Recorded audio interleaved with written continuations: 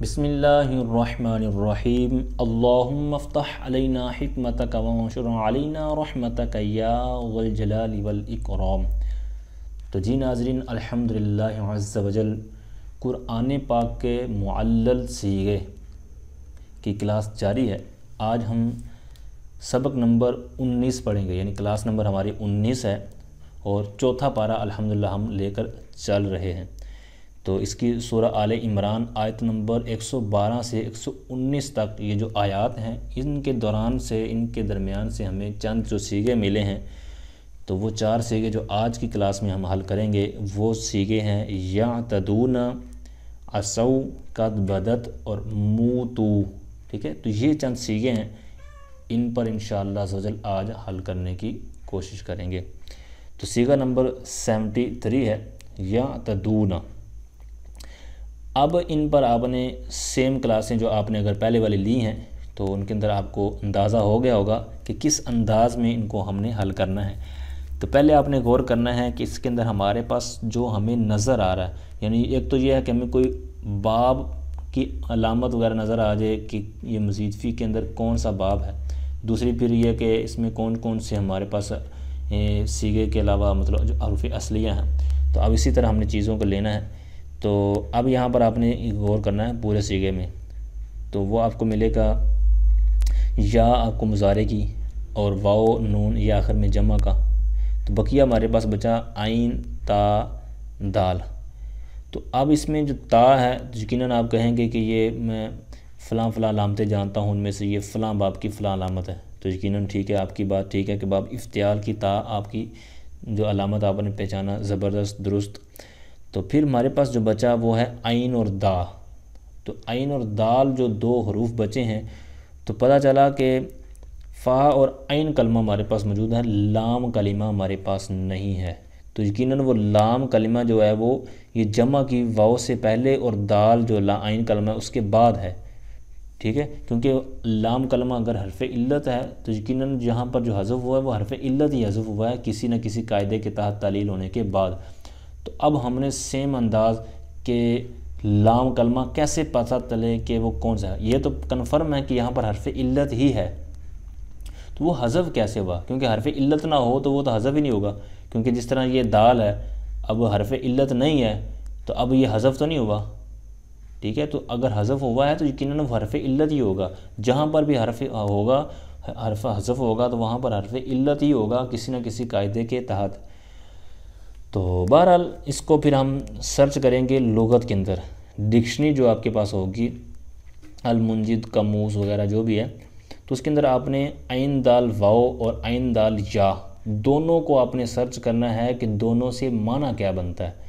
फिर आपने देखना है कि आयत के अंदर क्या माना इस्तेमाल हुआ है। जो माना आपका मैच हो रहा हो तो यकीनन समझिएगा कि हर हफ्तक साम में से भी वही है और बाब भी वहाँ पर देख लीजिए मुजर्रद में से। ठीक है, क्योंकि मुज़ीफ़ी की तो अलामत होगी, लेकिन मुजर्रद का बाब देख लेंगे तो अगर सीगा वो मुजर्रद का होगा तो आपको फिर आसानी हो जाएगी वो सीगा सर्च करने में, उसका पूरा पूरा वज़न तलाश करने में, जिस तरह के आगे वाला सीगा हम करेंगे। तो बहरहाल फिर हमने जब वाओ इसका इस पूरे अंदाज पर लेकर आए जो हमने अभी सुना, तो उसके मुताबिक ये बनेगा यजतानी बूना। असल जो सीगा है यजतानी बूना सीगा है, तो इसको हमने उसी वज़न पर खोलना है, इस वाव को रख कर। तो या तादूना तो हमारे पास है, लेकिन वाव को एक ऐड करेंगे तो फिर हमने इसको बनाना है इसके वज़न पर यजतानी बूना या तादी वूना। ठीक है, तो अब जब हमारे पास ये बना तो अब हमारे पास ये जो है तो वो वाव है। तो वाव है तो यहाँ पर हमने क्या किया, या तादी वूना। तो अब इसके ऊपर हमने कायदा लगा देना है। अब वो कायदा यकीनन पहले आप थोड़ा सा इस पर गौर करेंगे ना कि या तदूना और या तदीवूना, तो इनमें और उनमें क्या फ़र्क है।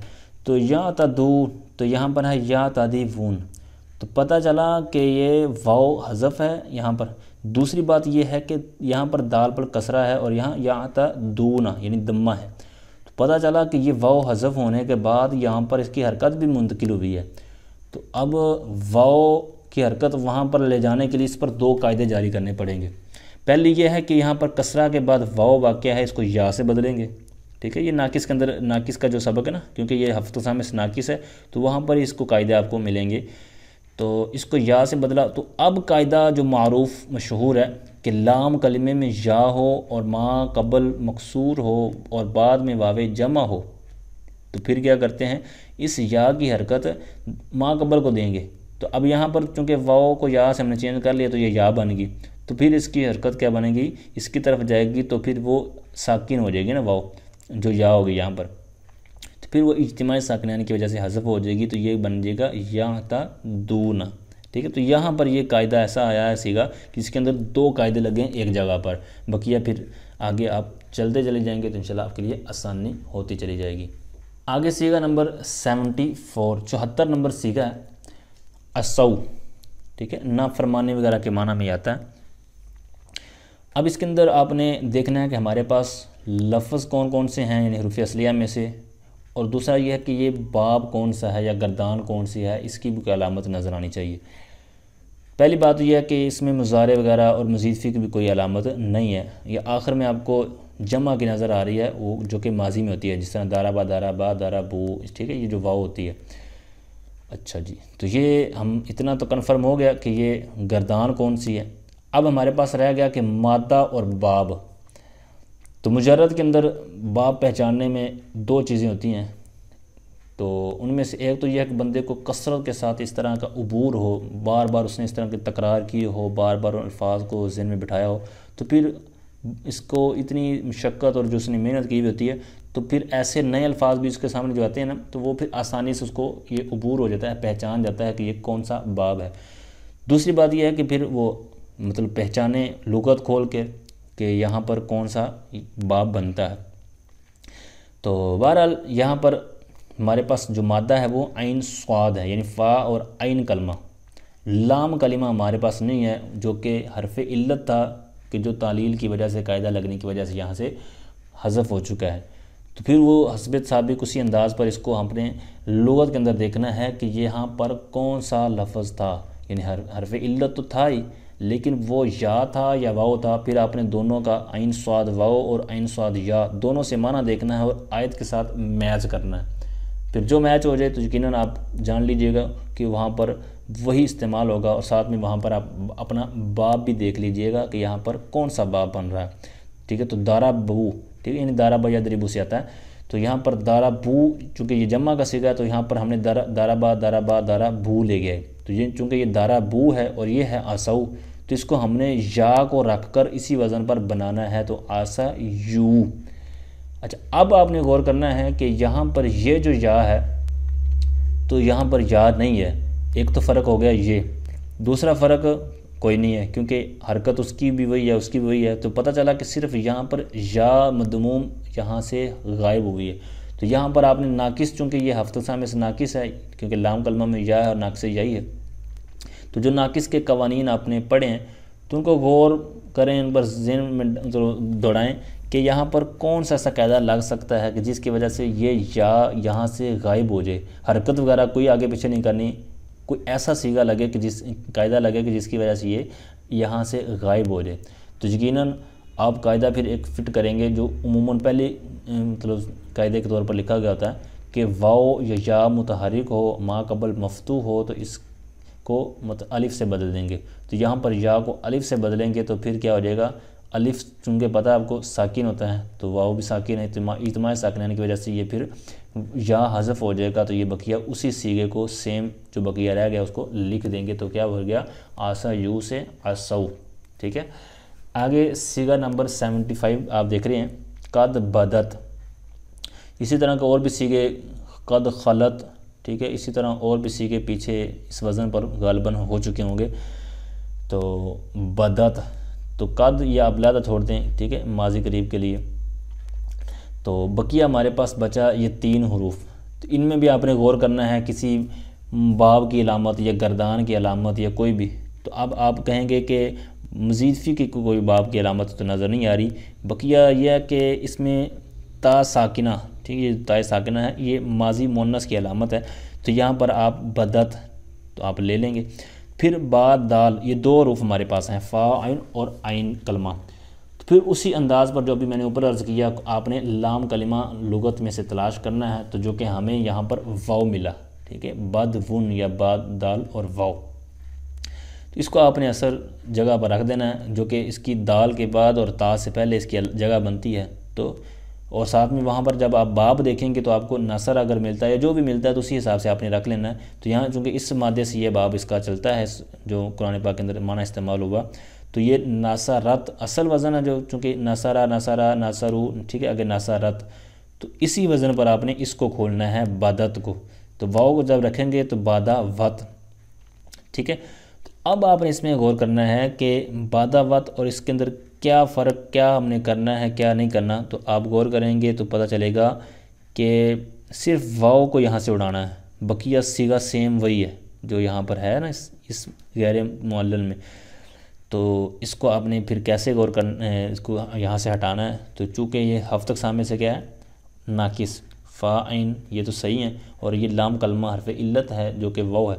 तो फिर आगे नाकिस की दो किस्में वावी आई, तो यहाँ पर वावी है, लेकिन चूँकि नाकिस के कायदे इकट्ठे लिखे हुए हैं, चाहे वावी हो चाहे याई हो, तो वहाँ पर आपको ये कायदा मिल जाएगा, चूँकि सेम आगे इस्तेमाल हुआ है पहले भी। तो यहाँ पर इसको अलिफ से बदलेंगे, क्यों, वाव या मुतहरिक माक़बल मफ्तू हो तो इसको अलिफ से बदल देते हैं। तो यहाँ पर भी ऐसा ही हुआ, तो इसको अलिफ से बदलेंगे तो फिर इज्तिमा साकिनान की वजह से वो हज़फ हो जाएगा, तो ये रह जाएगा बदत। आगे आखिरी सीगा है 76 नंबर सीगा मुतू, तुम मर जाओ, ठीक है। तो अब इसके अंदर माना के लिहाज से भी हमें पता चल रहा है ना कि यहाँ पर ये अमर हो रहा है, तो अब तुम मर जाओ, मर मिटो, इस तरह का माना अगर इस्तेमाल हो रहा है तो यानी हुक्म दिया जा रहा है। अगरचे हुक्म दिया जा रहा है या आप कह लें कि तम डराया जा रहा है, तंबीह की जा रही है, जो भी आगे इसकी फिर बलागत की बहस हो जाए, तो इसको हमने उसी वज़न पर ले लेना है। तो माता यमूतु, ये नासरा यानसुर से मशहूर है, मौत लफ्ज़ भी आपने सुना होगा, तो ये मादा पहचानने में भी आसानी हो जाती है, ठीक है। वगरना अगर ना समझ आए तो जो मैंने ऊपर तरीक़ाकार अर्ज़ किया तो उसी के हिसाब से आप ले सकते हैं इसको भी।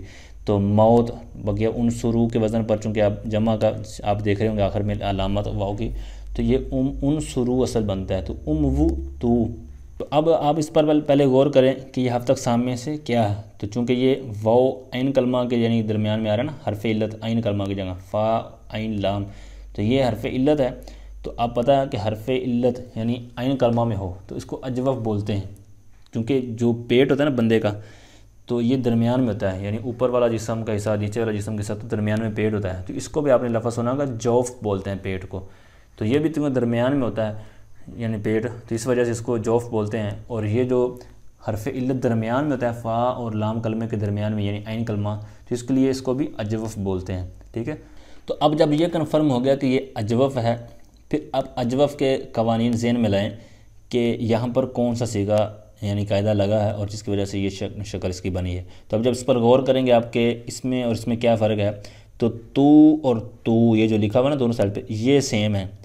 और यहाँ सिर्फ जो फ़र्क है वो आप देख रहे होंगे कि अलिफ़ है यानी हमज़ा वसल का यहाँ पर नहीं है, दूसरी ये होगी। तो तीसरी बात यह है कि यहाँ पर वाव की जो दम्मा है ये इससे हटकर आगे गई हुई है। तो अब आप अजवफ़ का कायदा कोई ऐसा ज़हन में रहें कि जिसमें ऐसा हुआ हो कि हरकत पीछे गई हो और इस तरह का इस्तेमाल हुआ हो। तो अगर निसाबुसर पढ़ी है आपने तो यकीनन गालिबन ये दूसरा कायदा आता है कि जिसके अंदर कि वाव या मुतहरिक हो, माक़बल सही साकिन हो, तो फिर उसको क्या बोलते हैं कि हरकत को माक़बल तो उल्टा देते हैं। तो अब इसकी हरकत जो पीछे आई तो क्या बन गया, मू तू। तो अब चूँकि जब फ़ा ये जो हमज़ा वसल लाते हैं, आपको भी पता है अमर बनाते वक्त, तो इसी वजह से लाते हैं कि जो फ़ा कलमा होता है वो साकिन होता है। जिस तरह यदरिबु से इदरिब जब बना तो ये हमज़ा वसल इसी वजह से ले गया है कि जो द्वाद है वो साकिन था या को हज़फ करने के बाद यदरिबु का। तो यहाँ पर भी उसी तरह कि यमूतु, तो यम जो उसकी असल थी, ठीक है, तो यम वुतु यन शुरू। तो इसी तरह जो पूरा तरीक़ाकार था तो उसी हिसाब से इसको लेके आते हैं हमज़ा वसल को। तो चूँकि अब मीम मुतहरिक हो गया खुद ही, जब हरकत इसकी उस तरफ गई तो फिर उसकी ज़रूरत ना रही तो उसको हज़फ कर दिया, तो ये क्या बन गया, मू तू।